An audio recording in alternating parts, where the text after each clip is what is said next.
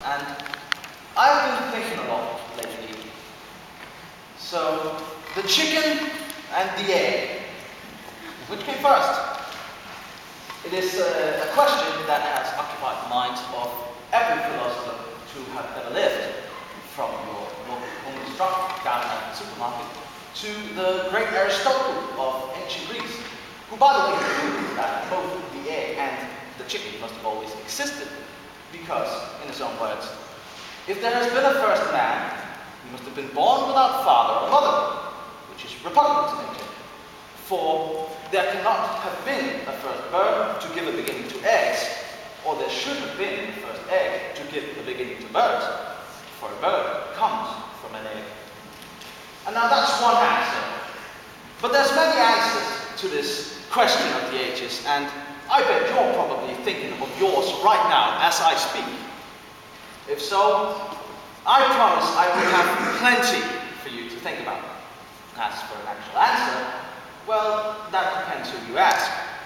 Now, I was walking from school to the station the other day, chatting with a Christian friend of mine, and we happened to end up talking about this subject. And I asked her, well, which do you think came first?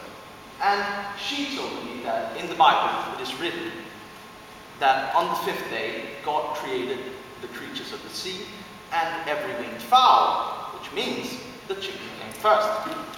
Now to me, that seemed like the natural standpoint for a religious person, right? Because obviously God created the great oak before the acorn itself. And so I was quite surprised when that evening I was hanging out at an online forum, discussing this and that, and including this eternal question. And I talked to a Hindu who told me about something called, and I really hope I'm pronouncing this right, Hiranyagarbha.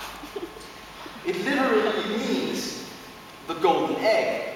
Now in Hinduism, this is how the universe was created, from a giant egg. And of course, nothing could precede that, right? It's the beginning of the universe. And so, as I had somewhat expected, religion did not hold the definite answer to this question. And then I thought to myself, well, science must hold the answer, because that's the way science works, right? You do experiments, and you study your results, you theorize, you get the answers. 1 + 1 = 2, that's the way it goes. And sure, science does hold an answer. If you were to ask a supporter of Darwin's evolutionary theory, he would tell you that the egg came first. Primarily because dinosaurs laid eggs millennia before chickens even existed.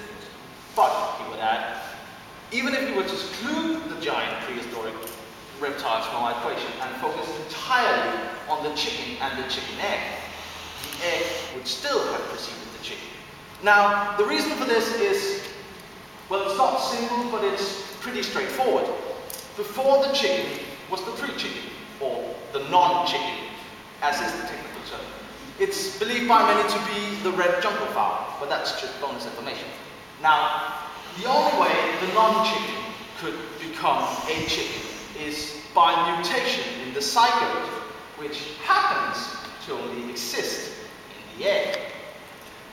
That means the egg came before the chicken.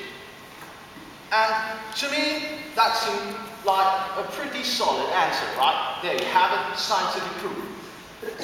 But then I read an article from July last year about a group of scientists studying proteins at York University. And they had stumbled upon something quite remarkable. Ovocledidin 17. Neat name, huh? Well, Ovocledidin 17, or OC17 as it has been shortened to, is, as you no doubt guessed, a protein. But why is it so special? I hear you scream silently. Well, it's special because without it there would be no egg. Because OC17 is what creates the egg shell inside the chicken. And OC17 is only created inside chickens. What that means is that you have to have a chicken to create the chicken egg. Yes, surprising, I know. That effectively makes it so that you could not have created the chicken egg before the chicken itself. my point is really that there is many answers to this question, and well, I think it has become time now that I must give you my answer. And well, actually, I refuse because this whole Kierkegaardish either-or discussion about the reproductive methods of counting the house of a bird without flying capabilities, I find it's one big joke, really. And so, well, here's my answer for you. No egg would really be worth anything if it wasn't for some rooster coming. So who really cares if the chicken comes anyway?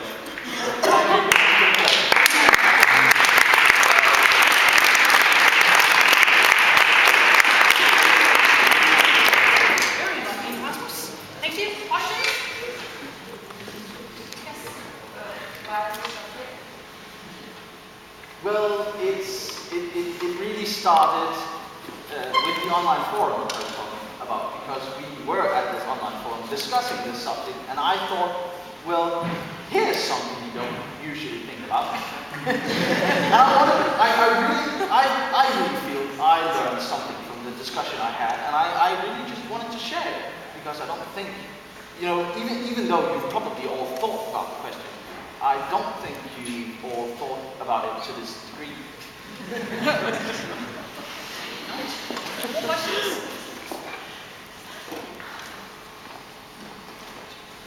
You mentioned here what about some of the other extensions of philosophers? Have you thought about what they would say? I have not, but, well, Sartre being, as far as I know, really, I think he looked at it from probably a perspective of, the chicken being an idea of the egg, and the egg just being an imperfect object. And, of course the idea came first. So, there you go. that would be my